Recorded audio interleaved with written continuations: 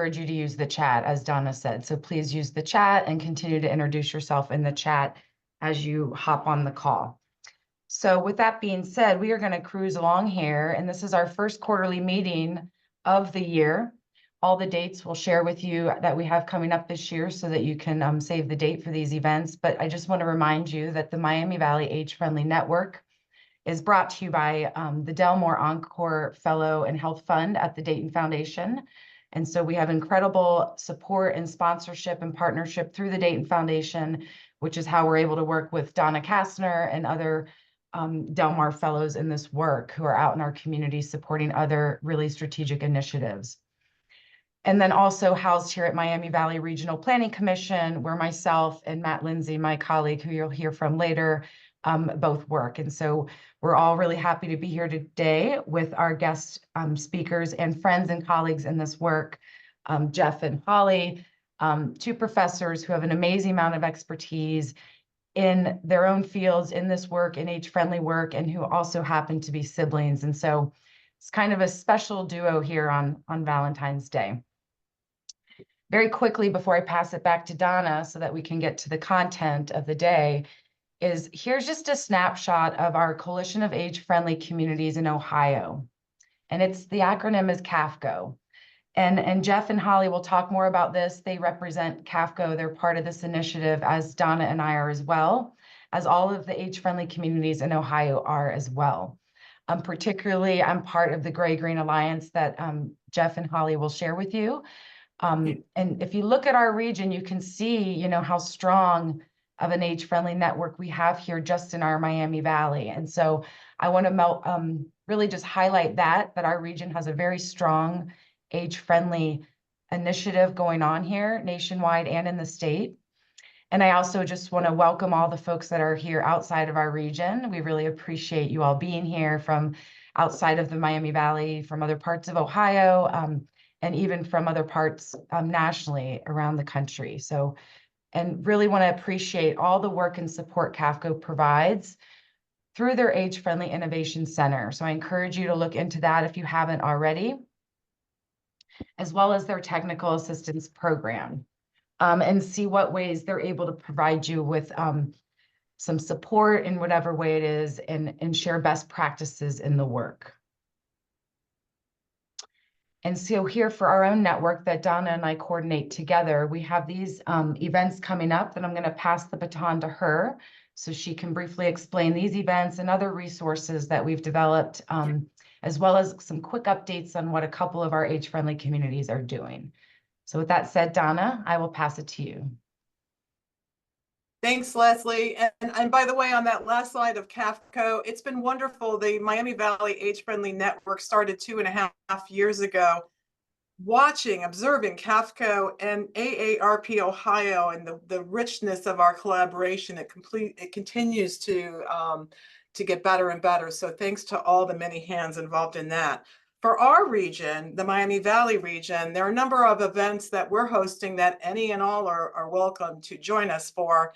We're testing out something new in March, where we're bringing in experts on various domains of age-friendly for one-on-one consults. It's like have a chat with an expert, because often we're convening meetings for a large group, and that it may be a little more comfortable to talk very specifically in one-on-one. So March 14th from 10 to 11:30, we have Nicole Ware, who's leading the charge for AARP Ohio and very focused on Southwest Ohio, joining us.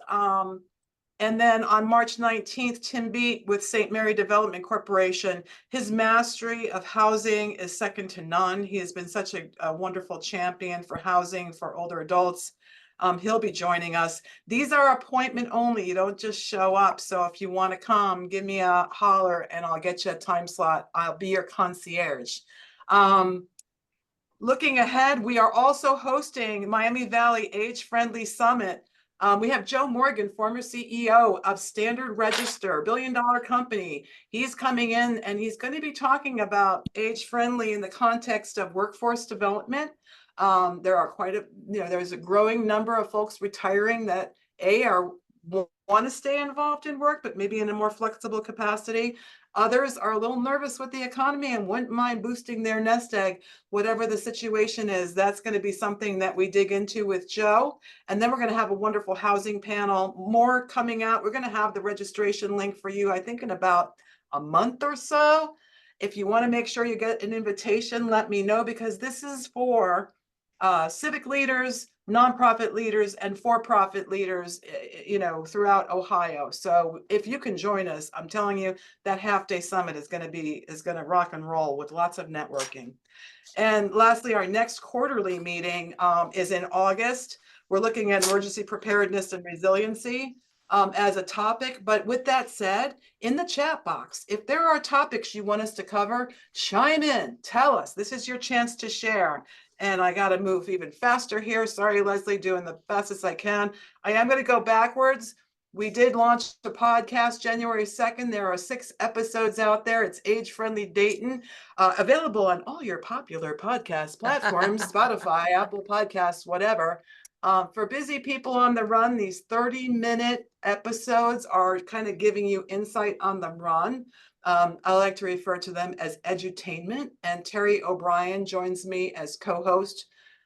So there's one more thought for you as you're trying to wrap your head around this. And with that, 4 communities in our network received grants, and I have all 4 on deck. We're going to move through these one at a time, and community members, a minute or two, if you just keep it brief, but give us an overview. And Dan, you're on deck first. And before you speak, each of these communities received $10,000 in grant funding.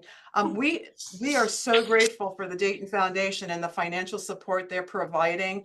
Initially, it was to help onboard new communities within the AARP program, help them with assessment and getting up to speed. Then we noticed, hey, this journey has got lots going on as far as action plan and implementation. So we expanded the funding to cover that.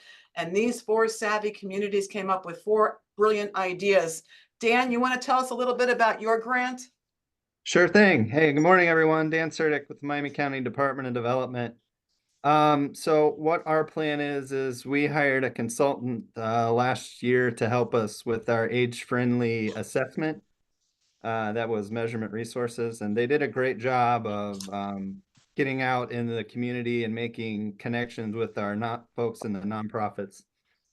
So we thought that, bringing them back again this year to help us bring back together those resources in the nonprofit agencies, and then helping us, those folks would become our age-friendly, help me out, Donna. What's the group called? It's having a blank, I'm sorry. Age-friendly. Age-friendly Your advisory committee. Yeah, They're your gonna help us advisory. set up our age-friendly advisory committee, and then that group, we'll keep them together for years 3, 4, and 5. Immediately, they will help us to put together an action plan, and then help us to implement that in years 3, 4, and 5. Dan, we applaud what you're doing in Miami County. Your leadership has been amazing, and where you're taking this program is amazing. And I will tell you, it's that advisory board that we're noticing as a success factor for communities moving forward. You can't carry the whole thing yourself, and when you surround yourself with an advisory board, wonderful things happen. So kudos to Miami County. Tony Dosick, are you on for Yellow Springs? And Carolyn, I don't know if you're joining her, but please tell us about the Yellow Springs grant. I am on. We have a grant for 2 projects that relate to walkability and inclusion. A big finding in our community survey was that our sidewalks were in absolutely awful condition. We started working with young people at our high school, doing cleanup of the sidewalks that get overgrown with plants and things like that. And we're going to use some of the money to expand that project and make it an ongoing effort while we think about how we can tackle the larger issues of how to replace our sidewalks without it costing a small fortune. The second part of the project is we're adding something called Happy to Chat benches. Benches along Xenia Avenue, which is the main thoroughfare in Yellow Springs, from where we have a assisted living and independent living, and soon to have housing for seniors at one end of that street, and those benches will go along past our new senior center. We're building a brand new senior center. Carolyn knows more about that than us, and into town, and they're called Happy to Chat benches. And the purpose of them is not only to help people walk into town, but they will increase. There's some evidence that those kinds of benches increase people's interaction and sense of community. So we're installing those, and we're going to be hustling to get it all done. That's wonderful. I love the Happy to Chat benches. Your grant application had a lot of imagination, and I think the Happy to Chat thing was like European, something you saw somewhere else, right? Yeah, So I we love borrowed that. it. They use them in England. They have them all over England, and that's where some of the evidence for how successful they are at connecting people comes from. Yeah. There you go. Sometimes people need a little suggestion. By the way, Yellow Springs, too cool for school. They actually joined the AARP program before we formed the network, but we convinced them to join us in our conversations, and we're so glad you're here today. I'm going to move forward to our next grant recipient, Harrison Township. I see Tyler, and I also see Georgianne. You guys want to tell us a little bit about what your grant funding is about? Yeah, happy to. So can you all hear me okay? Perfect. Sometimes the headset doesn't work. So essentially what we noticed in our survey, one thing we really dialed in on is the fact that people in our community love to use parks. They're there, every day, once a week. Like a lot of people go to parks very frequently. We understand the importance of that.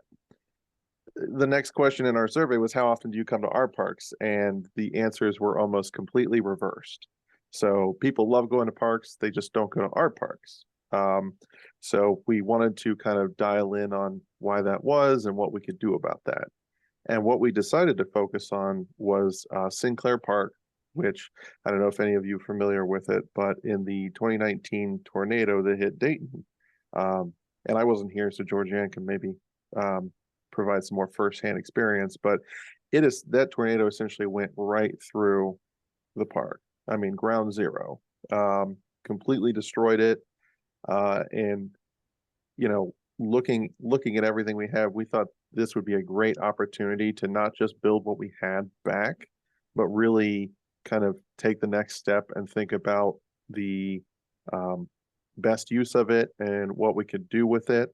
So with our grant funding, we're going to be hiring a consulting firm, planning firm, that's going to go through a community engagement process and look at best practices and figure out what the best use of that park is. What are some design principles that we can do, and really get community feedback on what they want their new Sinclair Park to look like.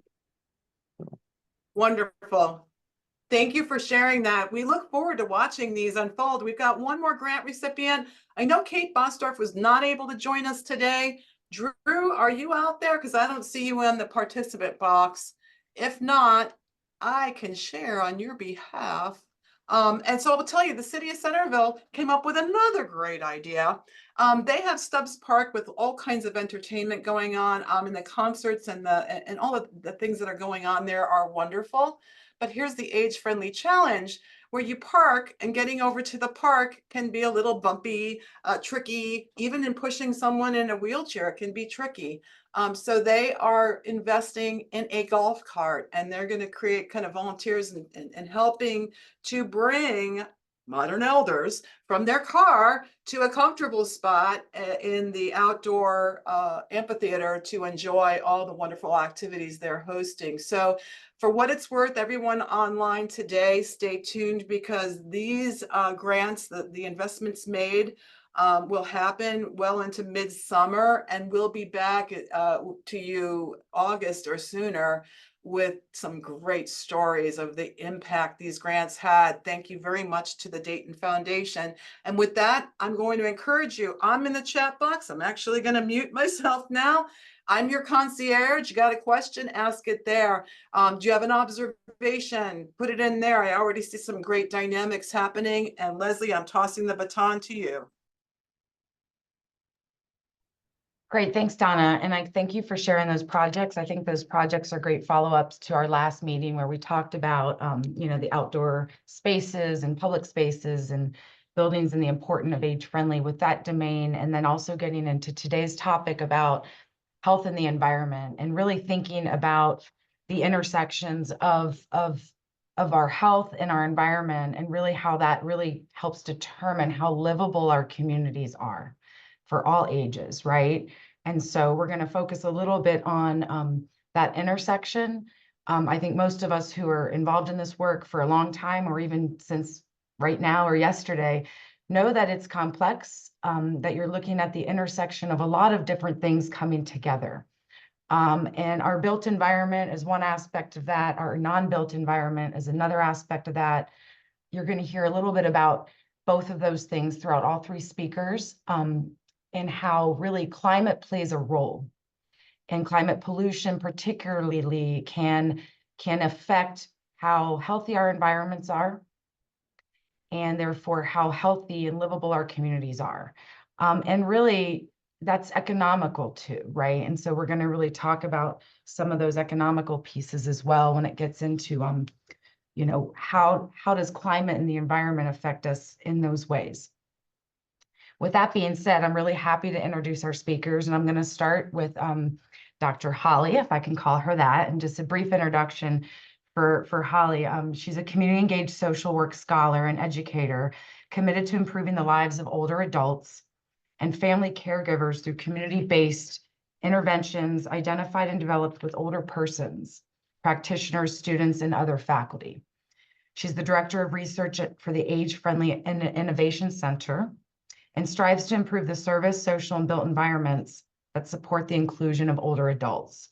Her work's deeply collaborative, relying on multiple methods and community-based participatory approaches. And I will say it's not just research, it's applied. From what I've known from her in the short time that I've met her since summer, very applied, scholar practitioner work out in her community where she lives herself. And so it's really nice to have you here today, Holly. And then her brother, I'm going to say Dr. Jeff, just because it feels friendly today. DeBalco is the professor of research and focusing on climate and security, environmental peace building, and age-friendly climate resilient communities. He partners with The Ohio State University's Age-Friendly Innovation Center on a Gray-Green Alliance and is affiliated with the Stockholm International Peace Research Institute and the Woodrow Wilson's Environmental Center for Change and Security program, which is a Washington, D.C. based program, which he directed from 97 to 2012. So no shortage of expertise on the climate and environmental side with Jeff. He co-chairs the Sustainability and Climate Resilience Committee of Age-Friendly Athens County. So we have Athens County represented. We have Holly, who is in Columbus. So thank you for being here, Jeff. We're really excited to hear from you as well today and your experiences in Athens and really more of our rural state as well, part of the state. Last and definitely not least, we have Matt Lindsay, our environmental planner here at MVRPC, who's been here not quite 2 decades, but a very long time doing the environmental planning work in our region as it's developed and grown over the past couple decades. He's been on staff since 2005, and in that role, he's managed MVRPC's water quality and climate action planning work. In addition, he's been the lead on active transportation planning, which includes walking, cycling, and transit access and infrastructure. which I'll just point out that this is Ohio Loves Transit Week as well. Outside of work, Matt's involved in a lot of Dayton community theater as well. And if you're interested, has an upcoming performance, but you know, we can talk about that on the side. So welcome, Matt. Welcome to all three of our guests and our speakers today. You are able to advance your own slides. And so if all goes well, whoever is first, which I think is Jeff, I'm not positive, but it's Jeff, can advance his own slides. And please continue to ask questions in the chat. Donna's going to monitor the chat and we can chime in and politely interrupt Jeff and Holly as we go along to have some dialogue and also talk in between their presentations. So with that being said, Jeff, I'm going to pass it to you and you can try to advance your slides. Okay, I succeeded too quickly there. Yeah, thank you so much, Leslie. Thank you so much, Donna. It is a real pleasure to speak with all of you and have you join us hopefully on this learning journey, because we're not there. It's very much early on, and we're sharing some of what we learned along the way, and definitely are in the mode of building a larger coalition of the willing and interested to tackle these issues, because there's a lot to it, as you will see. So in some ways, what we are trying to work towards is this building age-friendly and climate-resilient communities. And we have that we're kind of calling as an umbrella term a gray-green alliance. And so today, if I can succeed, maybe there's a delay.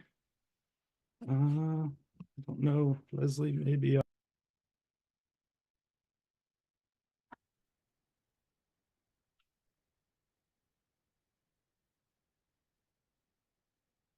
You're muted, Jeff, real quick. Little bit of how we got started and kind of what led to this Gray-Green Alliance. A couple slides on aging in a warmer world, kind of some of what we saw in our respective worlds that may, for us, creates an imperative to try to find ways to work together. And then ideas for action. These are some examples of things that we're involved in, that others are involved in, that we think hold promise. They're some ways almost an infinite number of possibilities, but we wanted to share a few and then tell you particularly as kind of follow-up and action steps about the CAFCO Sustainability and Climate Resilience interest groups. And if you're interested in joining this conversation, we'd love to have you join us there.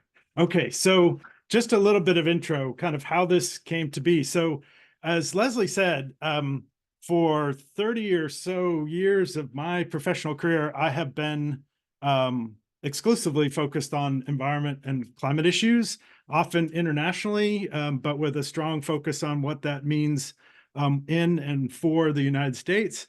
And so kind of, so some of it's research, some of it's very applied, trying to work with practitioners, bring them together. That was the role for a couple decades in Washington, bringing research and practitioners together.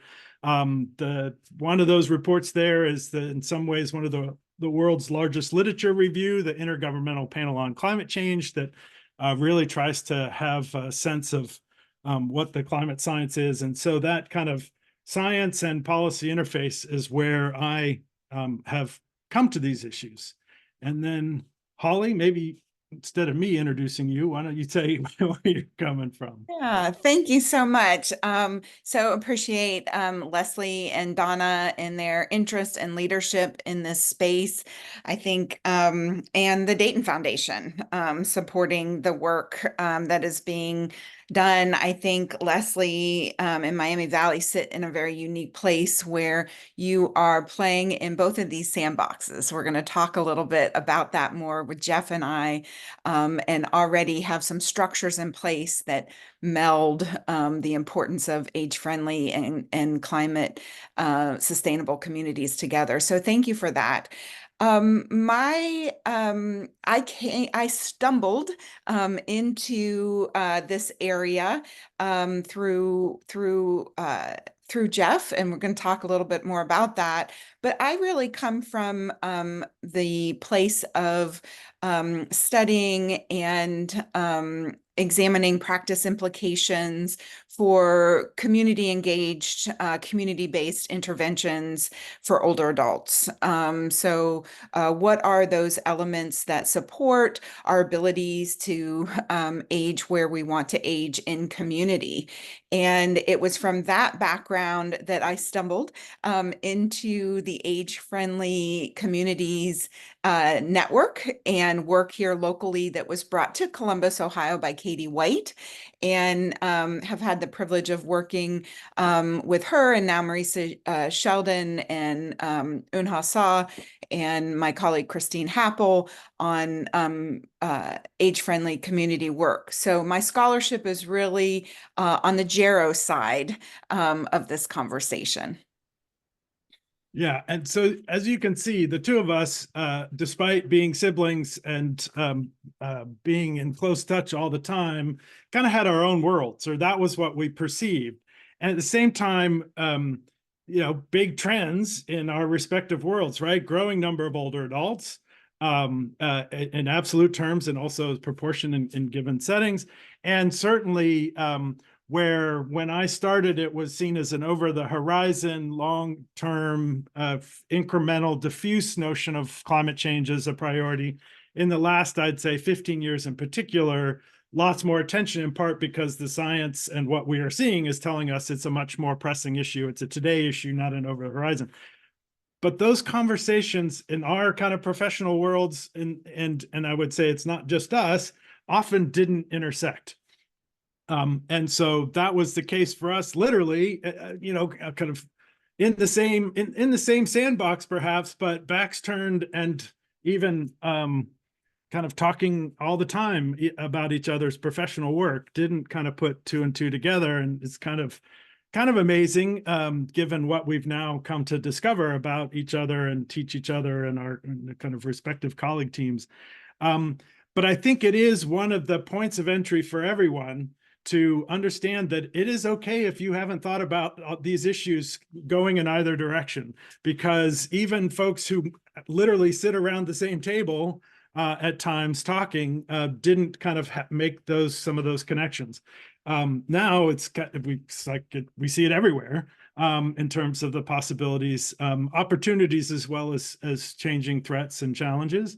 But that's kind of where we came to it. So being at Ohio University and Ohio State and gray and gold and green, and so we have this kind of double entendre around a kind of partnership of a gray-green alliance and bringing these worlds together. An alliance because while it is easy to focus on the threats that are posed by these changes and what it means for older adults, we also see real opportunity that is exemplified all the time. Anytime there's an age-friendly community kind of report out like we had, you see the kind of dynamism of responses. And so it's under that umbrella that we started tackling these issues and said, okay, what will we have more older adults and we have more warming. What will a warmer world mean for older adults? And certainly there's the heat comes right away, and you can kind of have a fun version of that in terms of a cooling approach.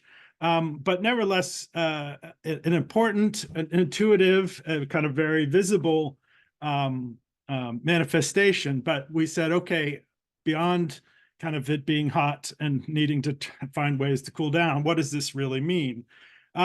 And so including looking at Ohio, and there's, in fact, I'll flag, and maybe Kara Teslima, one of my students, can dump in the link to the new Midwest chapter of the Fifth National Climate Assessment that really gives us the most up-to-date data on what this means for Ohio. But there has been real change, right? So beginning of the 20th century, Ohio's temperatures on average are 1.5 degrees Fahrenheit higher, right? So it's warmer overall. Importantly, especially for older adults, is that nighttime temperature. And so the fact that we have almost a doubling or more than a doubling of temperatures in Cleveland and Columbus since 2000, of warm nights that don't go below 70, it means the body just doesn't have a chance to cool, right? And so that's real change in a relatively short time frame. So that gets our attention as something that we want to pay closer attention to and look at further. Certainly other dimensions, right? Folks in up in the northern part of the state know an awful lot about harmful algal blooms and climate change connections to that, what that means. There are a lot of reasons that those happen, right? It's not just about the temperature, but really high stakes when Toledo has to turn off the spigot, literally and figuratively, for the whole community when things go awry. Holly will talk a little bit about what increased heat-related health threats mean in Columbus and some of the responses there. Obviously, if you're a farmer, some of the drought issues in the rural communities, as Leslie alluded to, one of our kind of early discoveries is the age-friendly network as framed by WHO and AARP is largely about cities and larger communities. And so there's relatively little or fewer, we'll say, work in rural areas and how that might be different for those older adults. Not just heat, right? Change in precipitation. And here you can get a sense of kind of what that looks like. It can be short-term disruptive, long-term disruptive. And so part of what we put into some of in Athens County, we asked our survey recipients about whether there was an increased missing health or work appointments because of flooding, right? So trying to understand what some of the impacts are and how they're perceived. And here too, it even can be, I'll just say, deceiving. It may be in some localities that the amount of precipitation for a year doesn't change, but that is potentially masking the fact that it comes in just a few storms and big downpours that our infrastructure and that we're not as equipped to deal with, as opposed to nicely spread out. The farmers like it, the flood folks like it and such. And so part of this is like, okay, so there are a lot of ways that things are changing and we need to put that through a lens and then ask, what does that mean for older adults? Certainly, this notion of uncharted territory is one of the really interesting, important, yet a conundrum in some ways for engaging. So, I mean, I knew it before, but kind of learning substantively from Holly and her colleagues about how we look to older adults as experience experts, right? It's no kidding. They've been through it before. They have insight. This is why you get in trouble. You call your parents because they have perspective, right? They help you navigate it.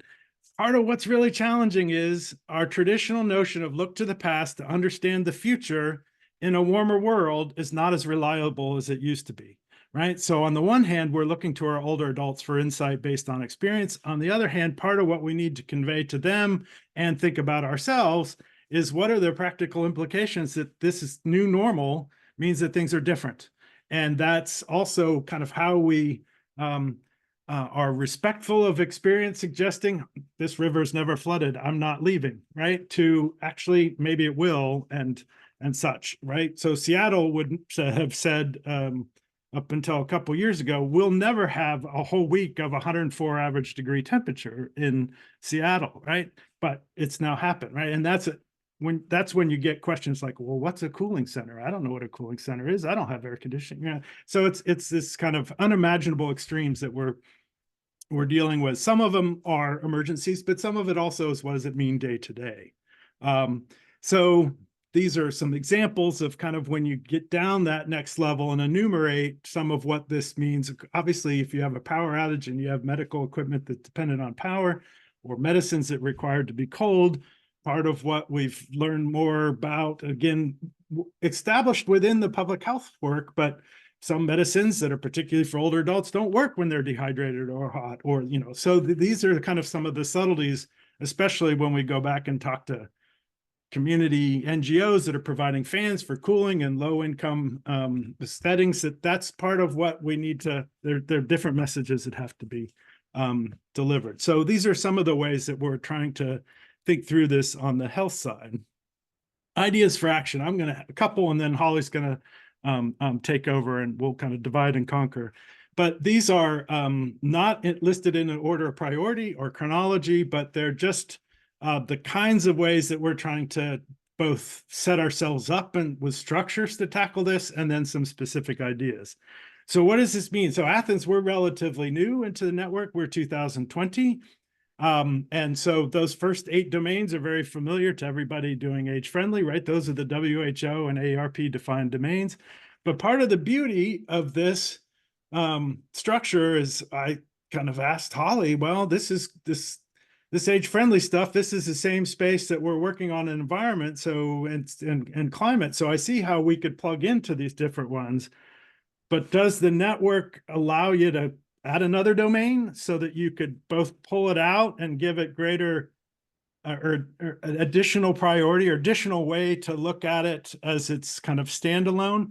And she said, sure. And so age-friendly Athens County is a place where there's lots of conversation about these issues, certainly lots of diversity of opinion. And also we have our little kind of differences, rural versus urban perspectives and where they're focusing and what the issues are. But that was one of the ways that we dealt with it. We added officially a sustainability and climate resilience domain. And Amy Lipka is here, our age-friendly Athens County coordinator, and she's been terrific in terms of supporting both those questions and topics across the 8 domains, as well as carving out space for us to have this separate conversation.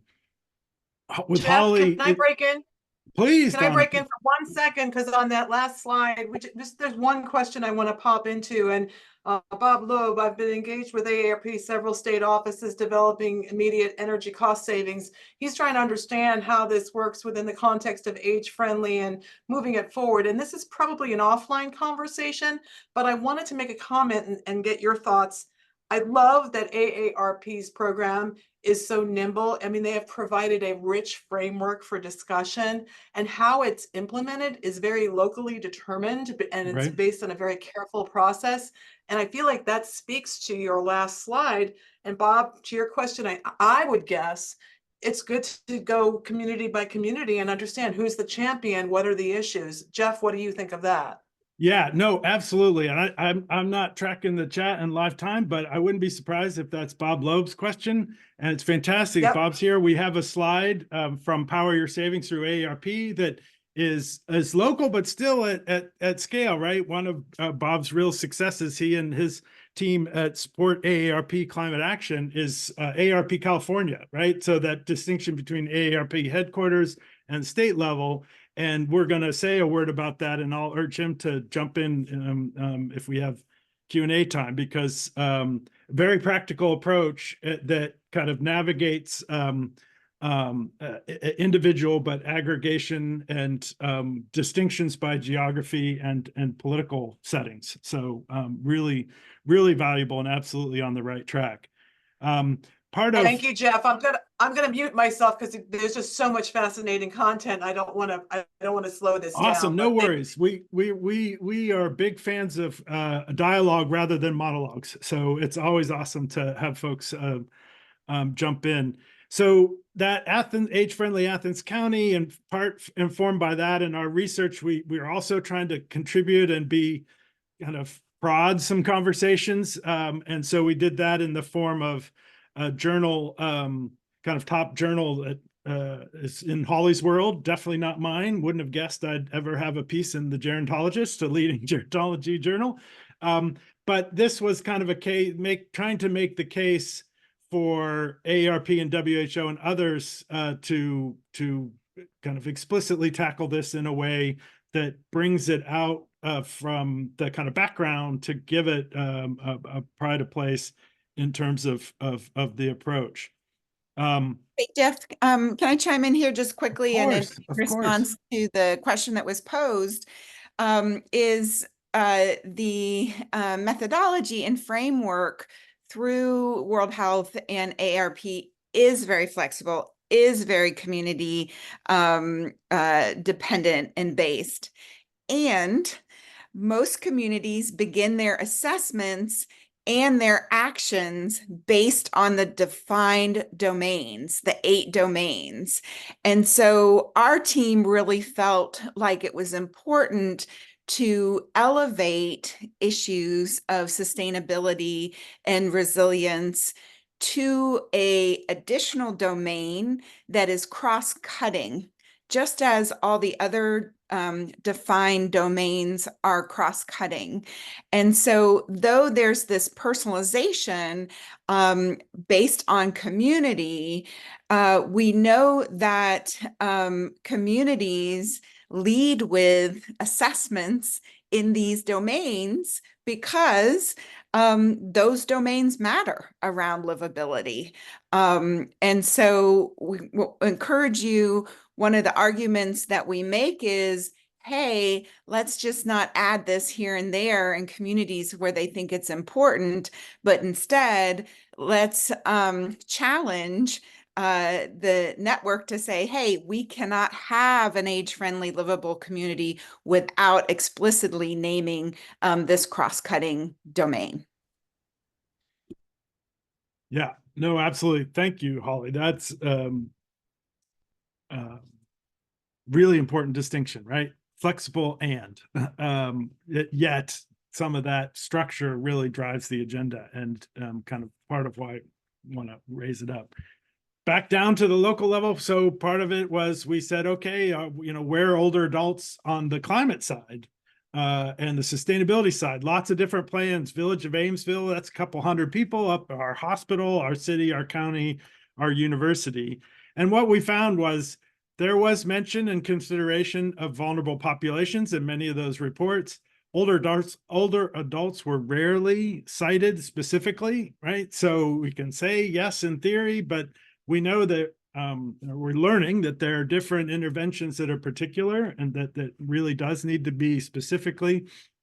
Almost all the changes that are proposed will have implications, and there are a ton of opportunities, many of which obviously are not being picked up, for integrating and adding this specific cohort, this specific group into those assessments. And so, Holly, I'll turn it over to you. Yeah, thanks, Jeff. And so just the simple act of reviewing your sustainability plans and look at to what extent are they speaking to your older residents. That activity, a document review activity, can really spur on conversations. In our origin story, Jeff talked a little bit about how we were operating in these different professional spheres. And with that comes different language. When Jeff would talk about mitigation, adaptation, resilience, all of those things had different meanings to me as a gerontologist around what that meant for older adults. Jeff, in language that he used about older adults, having conversations with the climate sustainability folks around words like elderly, and thinking about what we refer to as vulnerability versus agency and opportunity for contribution. So even the language that we use across different our different siloed work is really has been a learning experience for all of us. And I think sometimes if you come from one world or the other world, because I think there are very few like Leslie that sort of have a foot in both, that's very unusual. Just having the conversations and admitting that I don't know if I'm using the right words and I'm not sure if this is what this means, but let's talk together. So our Columbus and Franklin County age-friendly communities, we have been in the network for a while. We were due in 21 for our reassessment. We had gone through the 5-year process, and we conducted our assessment. We broadened out to a regional assessment to identify opportunities and needs of our adults age 50 and older living in Central Ohio. And this process was done in collaboration with our Area Agency on Aging and our Franklin County Office on Aging. And when we were developing questions for our survey around the domains of livability and age friendliness, we were able to talk to Athens County and learn from them. What questions are you asking? We're seeing this as something that's important. So we integrated ninth domain questions into our assessment. This was very interesting because our colleagues at that time at the Area Agency on Aging, when we were trying to cut down what questions we were going to ask, because as all of you know who are doing these assessments, you want to find out all this information, and there is so much response burden. We have to limit how many questions we're asking. And it was very interesting because our area agency partners, when we were asking about to what extent has extreme weather events prevented you from getting to work, to getting health care? Do you have 3 days of emergency supplies ready? They said, if we needed to cut this is not really our domain. We'll kind of cut this here. And so it was very illustrative of our learning journey locally about the connections between aging services and issues of climate resilience and climate change. All right, let me see if I can, there we go.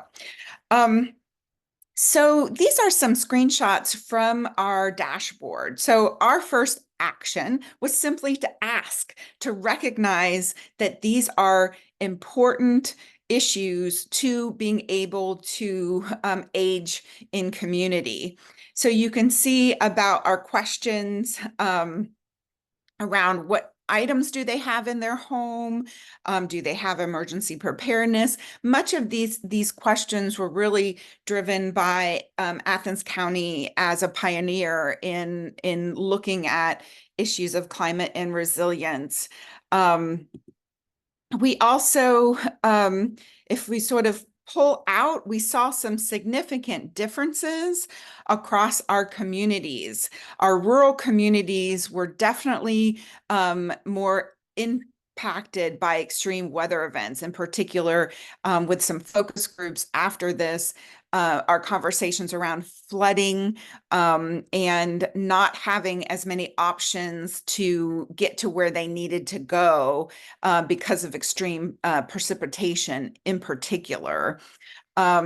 Also, we saw at the same time in our rural communities higher percentages of generators and other alternative power sources for situations where they might lose power.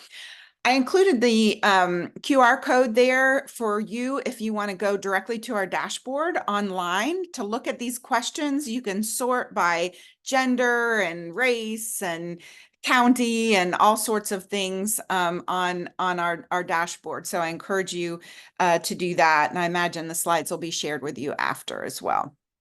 So in this work and starting to think through where sort of gray interests and green interests lay, there can be situations in which some of the goals and objectives of climate sustainability and what individuals want as they age may not always align. As we think about living independently in large homes, because we want to stay in the home that we've been in our whole lives or for a long time.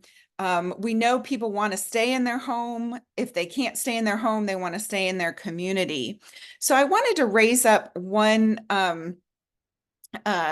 possible intervention program that can support both climate resilient goals and age-friendly goals. And that is Nesterly, which is a home sharing program that my colleagues here were instrumental in bringing to Columbus. It originally started in Boston, and the effort was to fill empty bedrooms. So older folks who may have empty bedrooms in their homes can provide a room and bathroom, often to younger people, students who are struggling with housing costs. And that higher density, and this is where Jeff will be able to tell you all the environmental benefits of shared housing. can really look at how those things can support each other, and how some of the things that we might want as we age may counter some of those environmental benefits. Let's see, sorry, my chat keeps popping up. Something else that we have done at the Age Friendly Innovation Center is provide emergency preparedness supplies and supports for our older folks. So both through emergency preparedness kits and understanding having a grab and go bag, other kinds of things with extreme weather. We have provided files of life, which are very simple magnets that you can stick on your fridge that has all of your critical medical information. So if there is an emergency, you as the individual can grab that quickly. It has your emergency contacts, your medications, everything in one place. And then if emergency personnel come into your home, they're able to grab that. So that is something that you can do in your communities. You can hop online, File of Life. You can brand them with your communities. It's a great way to help talk about emergency preparedness as we consider the increase in the number of extreme weather events. Just having a conversation. So I can't stress enough how important it is to simply bring together the climate and sustainability folks with your aging services folks and older adults in your community to talk about this, to begin to think about how can we live in a community and age well and climate smart. So we had a local foundation. The Columbus Foundation supports big table conversations where we brought folks together. Out of this conversation, we were able to secure funding from Columbus City Council and the Area Agency on Aging to identify and support older adults living in affordable housing around to prepare for extreme weather events. We had extreme heat here in our community.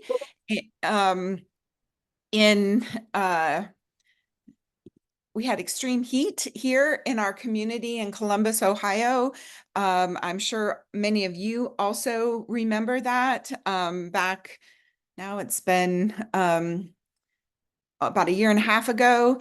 And we actually had some individuals who were isolated die from heat issues in their own apartments. And so we had interest in targeting low-income older adults within affordable housing to identify what have their experiences been, what can we learn from them, as well as from those individuals that serve them, service coordinators.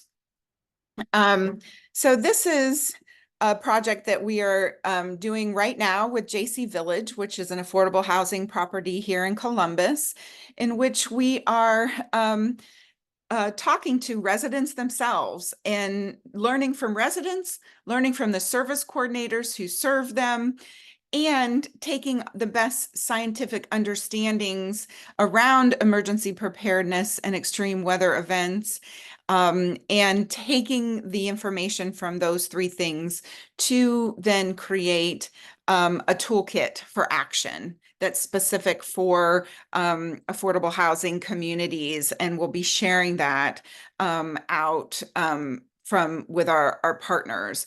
So this is a more in-depth example of research development, practice development. HUD does not require any emergency preparedness for any of their properties, which was really is terrifying to me. And I feel like as every day passes, we can't do this work fast enough to get these toolkits in the hands of those living and serving in affordable housing for older adults. That's a much more extensive example. So simple examples are conversations, asking the questions in your research, sharing resources for emergency preparedness, and then where are those areas where you can do a deep dive and really think about the connection with creating age-friendly and climate sustainable communities. So as mentioned before, I'm thrilled to share this map of the Coalition of Age-Friendly Communities of Ohio. I have to tell you, I remember in 2018, my colleagues and I in our old offices at a rec center in Columbus, Ohio, first met, and the idea of CAFCO was born in 2018. At that point, we had, I believe, 6 or 7 communities that were on board. And it was at that time that we said, hey, we need to come together and learn and share with one another. And so, wow, look at the map now and look at Miami Valley and all of the communities that have come on board. So through our work with the Coalition of Age-Friendly Communities, which is co-chaired by my colleague Marisa Sheldon and Susan Sigmund and Akron, we have created a sustainability and climate resilience interest group that we would love to welcome any of you who are interested in joining the group to have these conversations, to talk about and to learn from one another. What are you doing? What can we learn from you? And how can we work on a state level to talk about and address these issues? One of our most recent webinars through the interest group was we hosted a conversation with Danielle Aragoni, who incidentally came from AARP originally, and wrote a book, recent book on climate resilience for an aging nation. It's a great sort of primer to bring these worlds together and to hear about different examples of things, actions that are happening in community. So I'm going to stop there. Oh, I'm not going to stop there. Jeff, do you want to do, sorry, power savings? And we've got, there we go. I think we have your colleague. Do you want to talk about that, Jeff? You're on mute. Sorry. One final one, and I alluded to this in response to Donna's question. So power your savings with AARP. I strongly urge you to in fact, that's all you got to type in and it pops up. And Bob Loeb, as I mentioned, is on here. He and a group of AARP members who are keen to have AARP take on and engage on climate issues have through lots of dialogue, ended up creating, I think, a very helpful, useful resource in partnership with AARP California. And it's in many ways amazingly straightforward and simple. It's providing older adults information about essentially electrifying their transport and their houses in really basic ways. What's a heat pump? What's an induction stove? What is an electric vehicle? Again, it's change, right? And so what is the technology? How does it work? How is it similar? How is it different? How on the costs, what the costs are and the returns are, and then really going the next step and matching them with the various rebates and savings and the way that this is then can be pitched as a economics friendly, particularly fixed income, and that it isn't out of reach. And these kinds of technologies and adaptations are not just for the super wealthy, and that they really are something that can be economically beneficial. And then on things like an induction stove, it can improve indoor air quality in ways that can be quite meaningful if people have respiratory issues. And so that's one that I hope will be a future session of our interest group within CAFCO, and learn more about it, because I know Bob and his colleagues are keen to better understand the different contexts and different localities, right? What does it mean in Ohio? What are the issues here? Where are folks focusing on those issues and engage? And so I see it as very promising, where in many respects, it has a lot, it would have a lot of impact in that climate change space, but it does not require you to have a climate change conversation to make progress in this space. And so particularly in contexts where some of that framing may get in the way of conversations, I think it's quite a helpful and sophisticated way to just really hone in on the practical and try to better meet the needs of older adults. And so a very promising enterprise. Wonderful. I'm breaking in for just a quick moment because this is moving along. If you are not watching the chat box, you are missing out. So one quick hint for our participants, and Jeff, thanks for jumping in there and speaking to a lot of the questions. The dynamics in there have been amazing. Holly, thank you for chiming in as well. Do you see your chat box? Open it up, double click it, and there's a ... and you have an option to save chat. We'll do so for you, and when we send our post webinar materials, you'll get it, but you can get it now before you leave on your own desktop. And yes, I just experimented, modern elder that I am. So if you're just watching this flurry of information, be sure to save the chat. And with that said, I think a lot of the questions have already been answered. Before we move on, Jeff and Holly, do you see anything here that you'd like to speak to? Because I think, Rap, you came up with the whole health piece for the air quality and the impact on dementia. That was just an interesting thought. Anything the two of you would like to speak to? And Leslie, I'm going to step away, but I'm just trying to keep our question and answer moving. I do want to just say quickly about the dementia and air quality. I think that speaks to how do you engage conversations in this work. So much of issues around sustainability and climate have been so politicized. It's not always effective to lead with that language. And so something like thinking about how our air quality impacts our brain health can be more effective in having these conversations. Power savings, if you want to talk about saving money, leading with how energy efficiency can save you money. Those may be some ways to enter the conversation. So certainly happy to talk about the evidence around dementia and air quality, because it is growing fast. And so just wanted to sort of raise that question about how to have these conversations in your community. Yeah. And if I can add another one that gets at that kind of notion of it really matters where you sit in terms of framing it. And our mayor of Amesville, Gary Gooseman, who's a real leader and very active in age-friendly Athens County, he himself has solar panels. And part of the reason that he does that is the kind of larger desire to try to mitigate climate emissions. But he says, when I have conversations with my community members about it and show them, right, kind of a showing is telling, he talks about two things. One, the return rate and how it's going to very quickly save him money. It definitely has an upfront investment, but it's going to save him money. And then because we do have a significant number of power outages, that it protects your food security. Right? In some parts of southeastern Appalachian Ohio, you have folks that are highly dependent on venison, they're hunting deer as their protein source for the year, and the power needs to stay on for that freezer. And if the power goes out and you lose that, that's a real hit on food security, right? That's not going to be a same issue in different parts of the state and the country, right?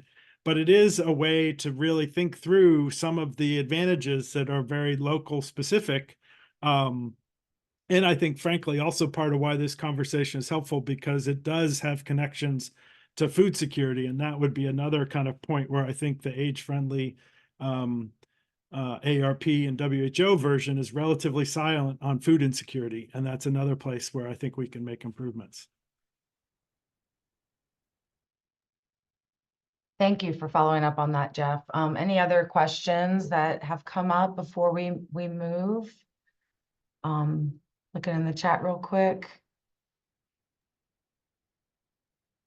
Looks good. So we've talked a lot about a couple different things, and a lot of different things: housing, affordability, the environment, health. You know, I like Jeff or Holly's term about, you know, we live in an aging and warming world, right? Our world and our communities are warming and aging, increased precipitation, these things. But sometimes it can feel daunting, right? These issues can feel quite daunting and bleak sometimes. And so sometimes you got to think, well, then what are we doing about that too? Like, how are we mitigating that? So as we learn to develop age-friendly and resilient communities, and put that lens on that Holly and Jeff talked about, you know, that lens of, okay, what does that mean for our aging population? That aging lens, right? At the same time, how do we mitigate what's happening, right? How do we keep our communities from getting warmer too quickly? And the next speaker is going to speak a little bit on that, you know, some practical things that are happening around how to reduce climate pollution and therefore keep our environments and our communities healthier and our people healthier. And so I'm going to slowly pass it over here to Matt, where he's going to talk about our region's priority climate action plan. But, you know, there are 5 climate action plans in the state. Holly's Community Columbus has one, and Jeff is part of the statewide plan as part of Athens County. So our state has a primary climate action plan they're developing right now, as well as Cleveland, Columbus, Cincinnati, and Dayton, and 70 other municipalities across the metro areas across the country have been developing these plans alongside each other since September. And so we're going to just share with you some practical things that are happening, measures that are happening to think about how we can mitigate climate pollution and reduce climate pollution, therefore keeping our environments healthier. And our communities healthier, which are aging. So with that being said, I'm going to pass it to Matt, and he can work through sharing what we've developed as our primary climate action plan that's being submitted here March 1st. Matt, are you able to hop on? Yep. Awesome. Thanks, Leslie. So good morning, everyone, and thanks for listening. Leslie's introduction was a good one. This priority climate action plan, please excuse the there's plenty of acronyms, and I'll try and explode them out, but there's one I'm going to keep using, which is PCAP, Priority Climate Action Plan. Was developed here for our region. It's just a 3-county region for metropolitan area of Dayton. That was per the terms of the grant, but there are 5 of these being produced around the state, and they cover every county in the state in one way or another. Let's see, the one that we have put out for draft early in January was the first draft that was put out in certainly in Ohio, one of the first in the country to be out there for public comment. Yeah, so this is just a quick overview of what I'm going to talk about today, talk about the process for developing it, take a look at our greenhouse gas inventory for the Dayton area and the mitigation measures that were built from those, and then a little bit of about our planning process. So just again, this is the area that we're covering. It's just these 3 counties. You can see that it's Montgomery, Greene, and Miami County. It's a region that is more rural than urbanized, and as one of the smaller metro areas that are receive one of these grants.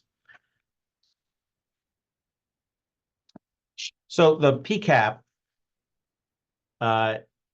is set up to, it's almost like the existing conditions portion of a larger planning process. The whole idea here is to identify the near-term and high-priority implementation-ready measures to reduce greenhouse gas emissions within our region. We're really the very tight deadline on this one was that we got the grant in September, and we had to have this plan out by March, this report out by March. And so really what we're looking for is the stuff that our communities within the Dayton region have already been thinking about doing, rather than imagining a lower carbon future so far. Not all the projects that get listed in the PCAP will eventually go forward for an implementation grant, although being listed in the PCAP is required in order to apply for one of their implementation grants from the US EPA. Given the tight deadlines, timelines for that application, it might make more sense for some of these projects for these concepts to take time to do some program design and consider future funding opportunities. This diagram, which is actually also in the draft, there's a lot to it, lays out the process that we used for development of the PCAP. The analysis work included establishing baseline existing conditions and the 2021 snapshot of our greenhouse gas emissions for our counties. We also asked for project suggestions from our communities and got a few suggestions from our consultants also, who quantified the benefits that goes into all that. An engagement process ran in parallel with all that technical work, in which we sought to learn the best ways to engage with impacted communities on the topic of climate, mitigation, and adaptation. And all of this happened in a span of basically 4 months. And so I have many thanks for our consulting team and our regional partners here for helping make this effort happen. So let's take just a quick look at what we found in terms of the greenhouse gas inventory for the Miami Valley. Total annual, and this was for the year of 2021. So total annual emissions from the Miami Valley Dayton metro area for 2021 was 11 million metric tons of greenhouse gas or CO2 equivalent. Another way of saying that is 11 megatons. The largest sector of emissions came from the residential sector in our region. So it's our homes, putting out just under half of all emissions from our region are from residential. Excuse me. So here is a different way of breaking down the same total by emission source. Here you can see that the largest source of emissions that is how we produce electricity, which is particularly carbon intensive or dirty in Ohio.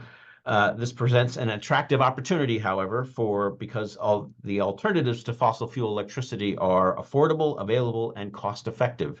So we're mostly talking about primarily wind and solar for that. There's a pretty clear pathway to decarbonize electricity, and it's just a matter of getting it done.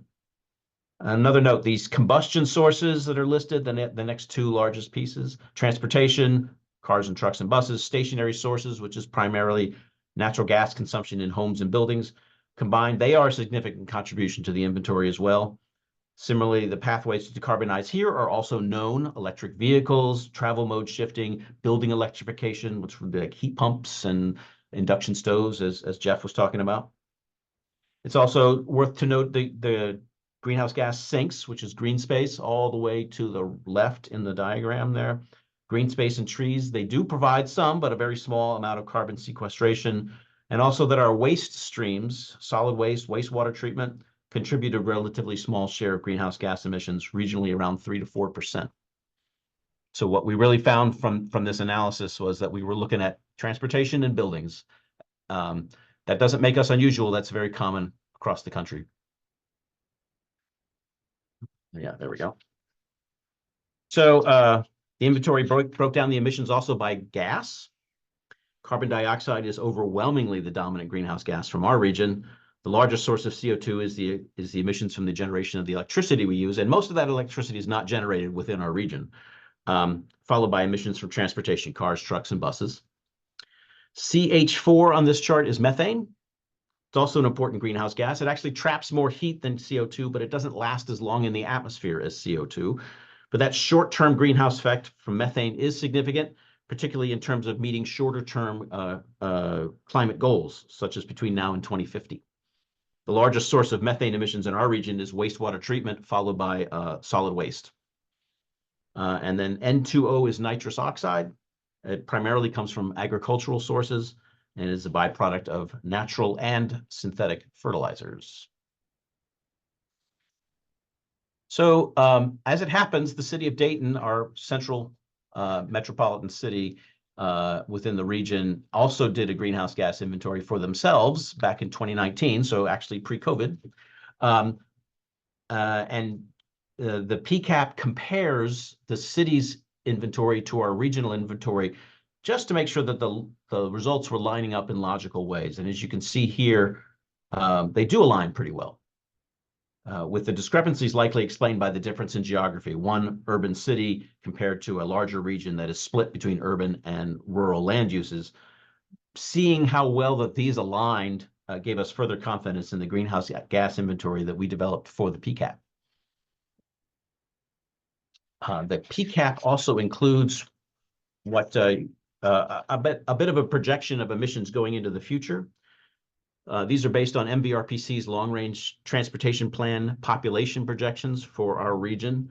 This is a projection based on essentially steady population between now and 2050. We're not predicting any regionally for those three counties combined, any particular change in population, no growth, no shrinking. So also a gradual greening of the grid and greening or improved efficiency of transportation technologies. So this is really just the business as usual case without modeling any significant policy or program changes to tackle greenhouse gas emissions. This is what we just would expect to happen if we just went on as we are. This is as this planning process that we're undergoing under the Climate Pollution Reduction Planning Grant program from US EPA, as it proceeds forward in the next 16 months to the development of the Comprehensive Climate Action Plan, CCAP. We'll be looking at setting reduction goals for our region and then looking at measures to meet those goals.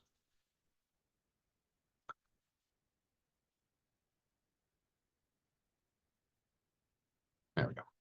So there's also an extensive analysis on the impacts onto low-income and disadvantaged communities in the region as required by the grant.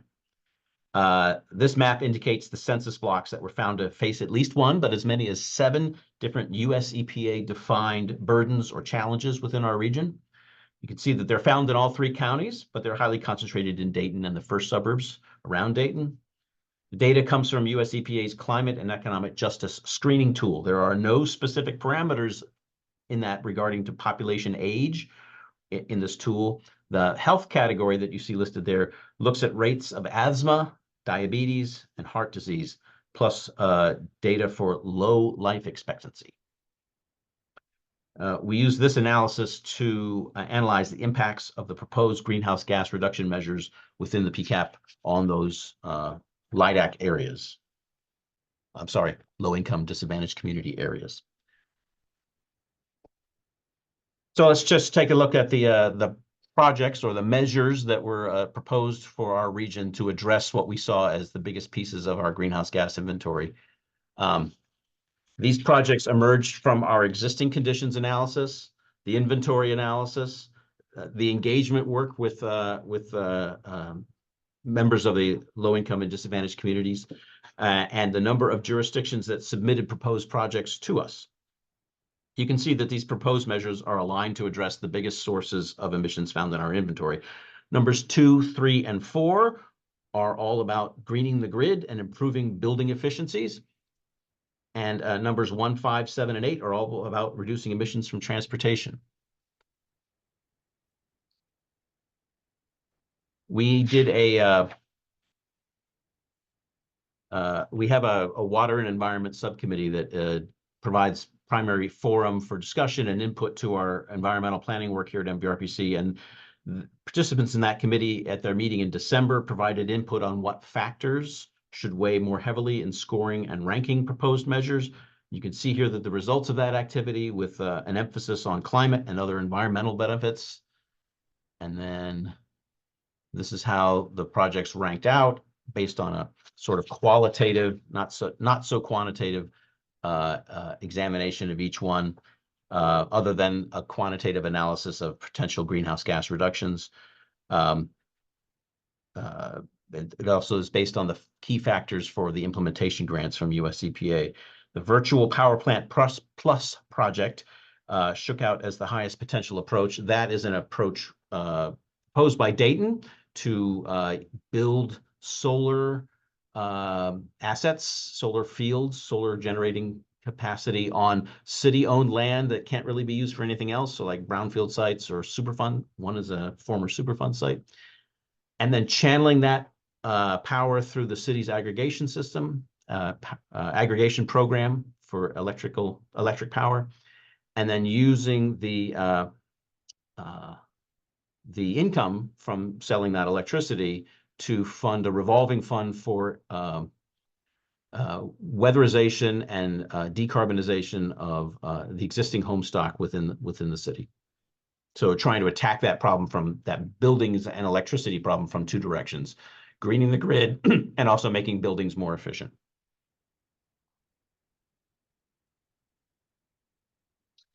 So next steps within the overall grant and developing that comprehensive climate action plan. It's probably helpful to think of the PCAP, what we're working on right now, as the existing conditions phase of an overall planning process. It includes a single year's greenhouse gas inventory. It characterizes the region's current level of planning related to climate and lists what efforts communities are already interested in doing.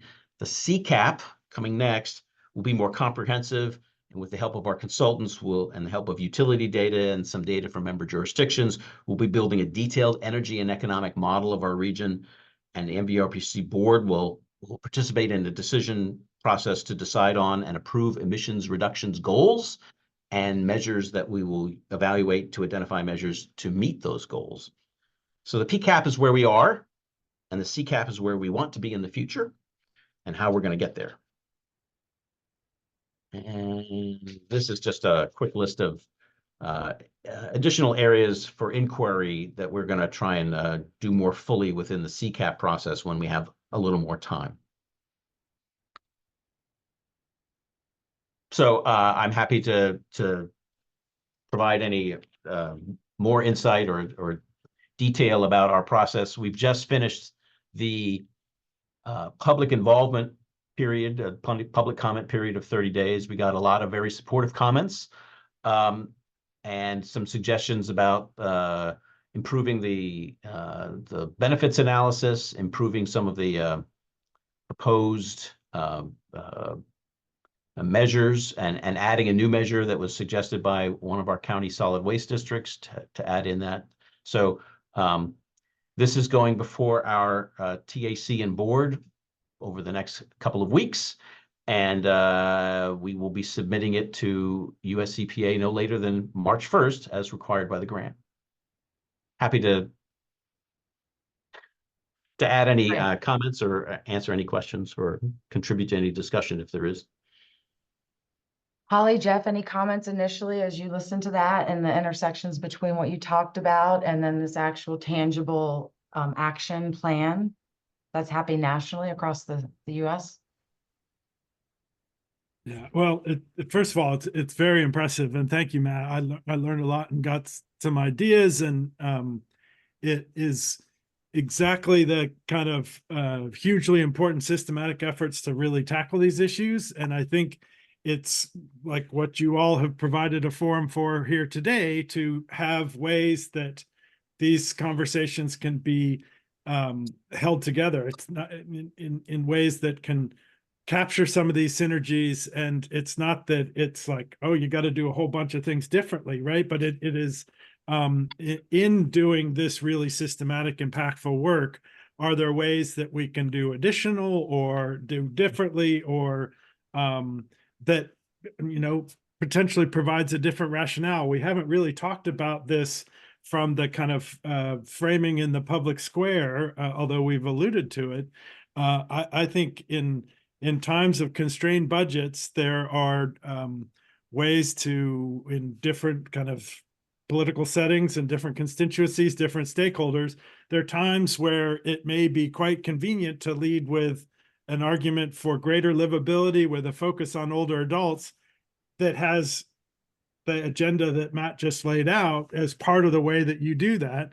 And there are other times where you have these important, really important CHEPOs of the kind of climate action plans to do it.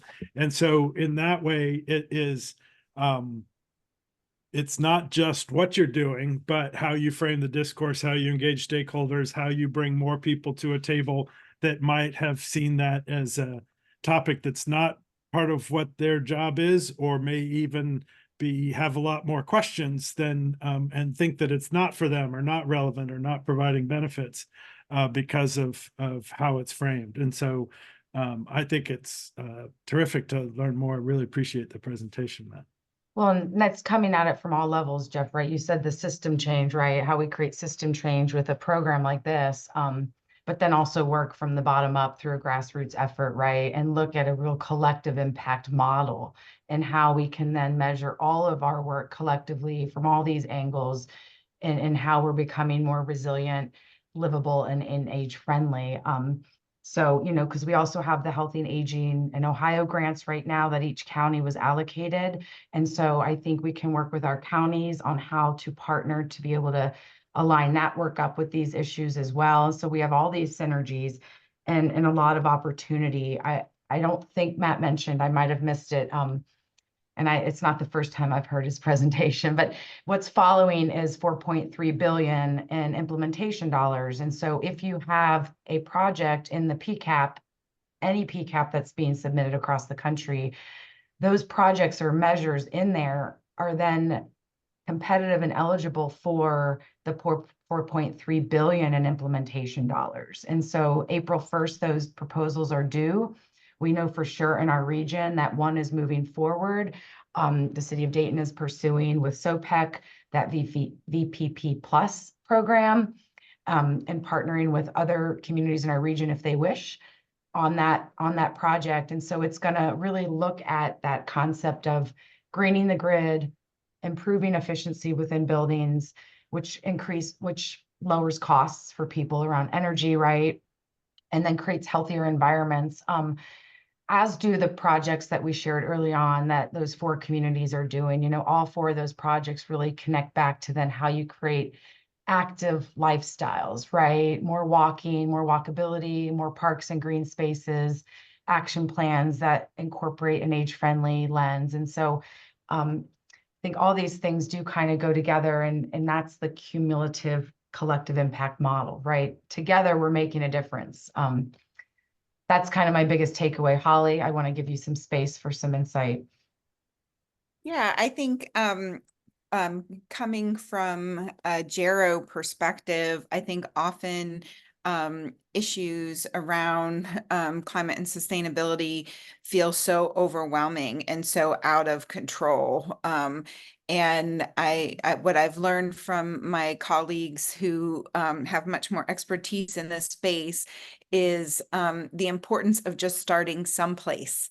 And that really speaks to this notion of collective action. So we all don't have to do everything, but all of us need to do something.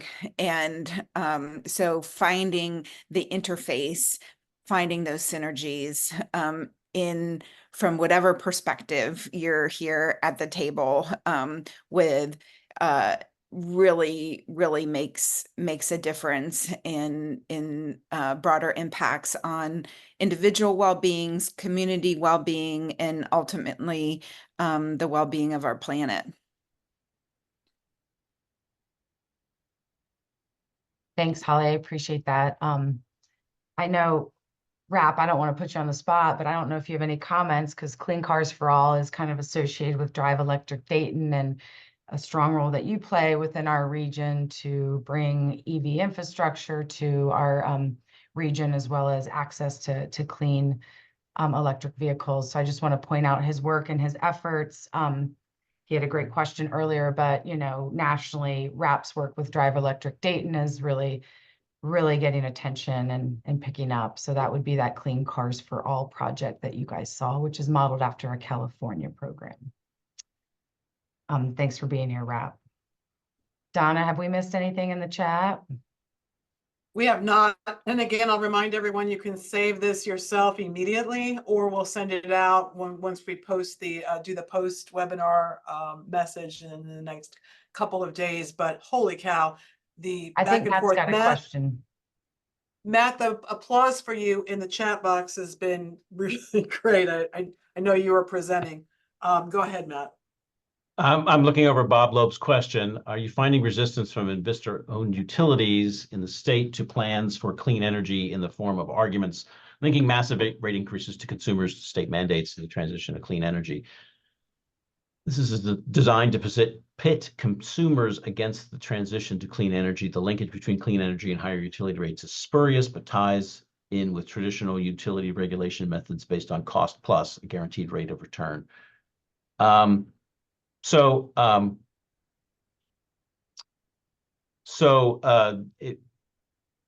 history of like renewable portfolio standards in Ohio is a little bit dark. We had that for a while. Then it was repealed by something called House Bill 6, which turned out to have been passed with a lot of bribery money, and people are in jail now for that. However, House Bill 6 hasn't been repealed. So utilities, I'm not an expert on investor-owned utilities. To the extent that the utilities in Ohio are opposed to renewable portfolio standards, they have what they want right now, which is that they got repealed or frozen wherever they were. No, so far I have not seen that. But that conversation has not been restarted since the renewable portfolio standards were, again, frozen or repealed.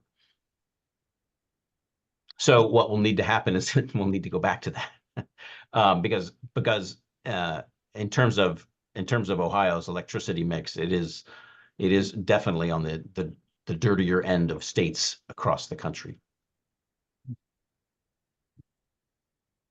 Thanks, Matt. Thanks for that question too, Bob. Well, I think we are right at kind of the final moment here, maybe 1 minute after. There are a lot of people on this call. Some people have already hopped off, but we had, I think, 39 at one point. So I think Donna and I can't thank all of you enough for attending and joining Holly, Jeff, and Matt as they shared this information. I mean, it was quite a powerhouse panel in my mind. And maybe something y'all can take on the road here across Ohio.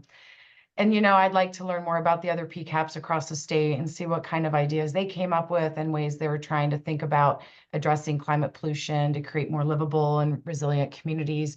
Because, air and pollution doesn't stick to our own metropolitan boundaries, right? And so I think the fact that CAFCO is organizing us as a state is really important as much as we think about addressing climate pollution, water quality, all of these issues around sustainability and creating healthy environments also as a state, because we're only as good as our upstream or downstream neighbors, right? And so I think with that, just kind of taking away this partnership, collaborative approach that I think we're trying to exemplify here with the work we're trying to work with Jeff and Holly across the state.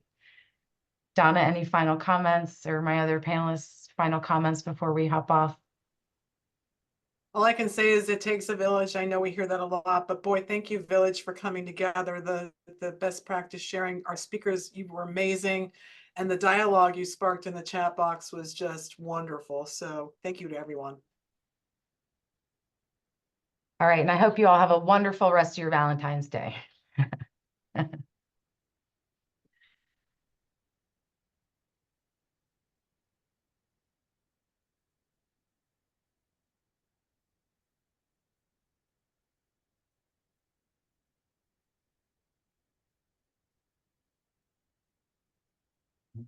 Leslie and Donna, thank you very much.